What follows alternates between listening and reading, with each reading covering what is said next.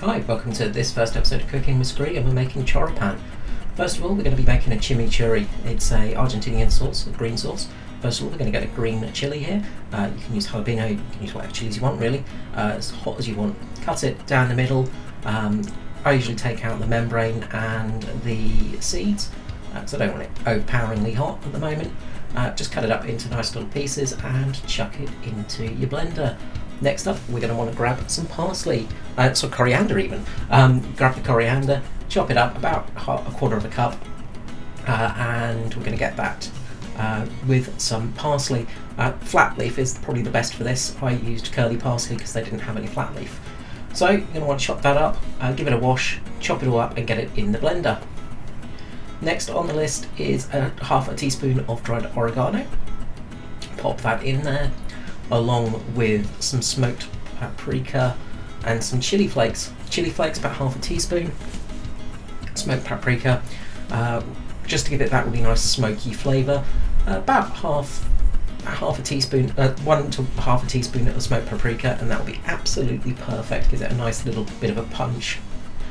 Next up, you want to use fresh garlic, ideally 3 to 4 cloves. I forgot to grab it, so I'm using some minced garlic here, about 2 teaspoons of it.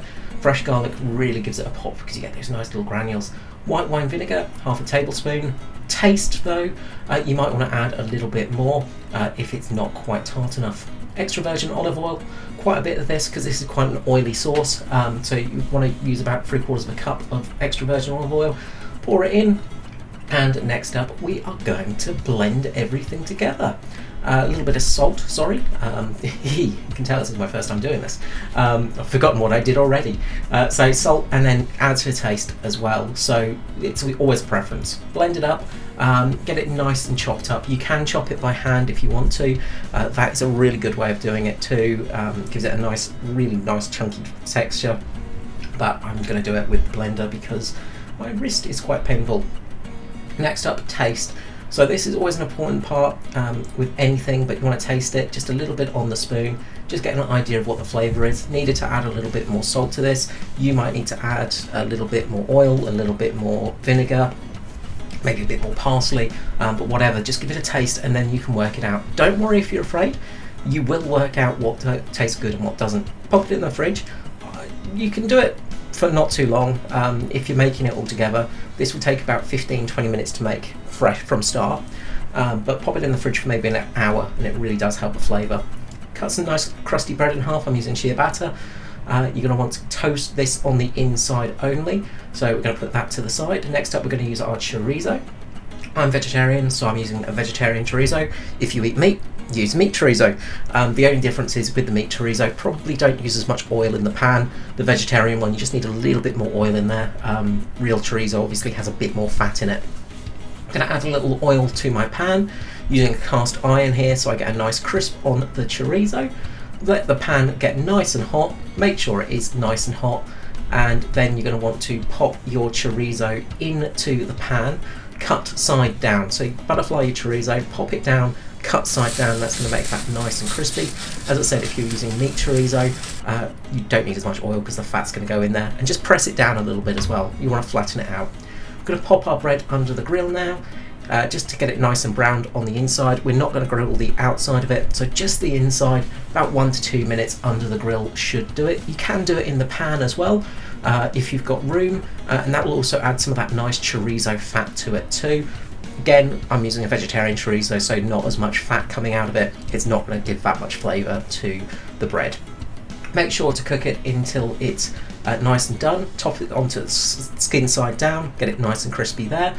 Wait for everything to get nice and golden brown and toasty, and then pull it out of the oven, pull it out of the grill even. Take the chorizo out of the pan, put it down on the bottom of the bread. This is super important because all the juice will just drip into that bottom bit of bread. Next up, you're going to grab your chimichurri, spread that on top of your sausages, and that will really just make that flavour pop so much. And as I said, it's all going to drip down into that bottom piece of bread. I'm going to put some sun-dried tomatoes on mine.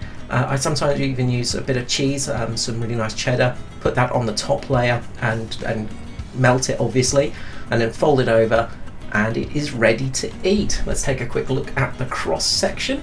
You know, something you've got to do when you're making YouTube cookery things. I'm going to cut it in half and just show that cross section for you. It looks absolutely stunning.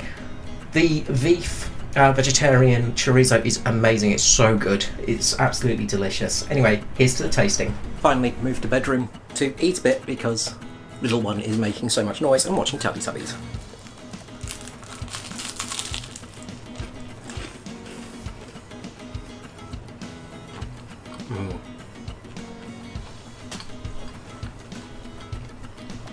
So, the reason you want to put the chorizo on the bottom is all of the juice sinks into the sandwich.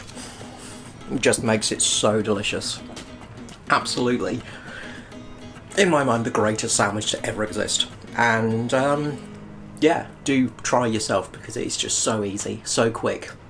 And if you use meat, if you use vegetarian options, it's going to be great.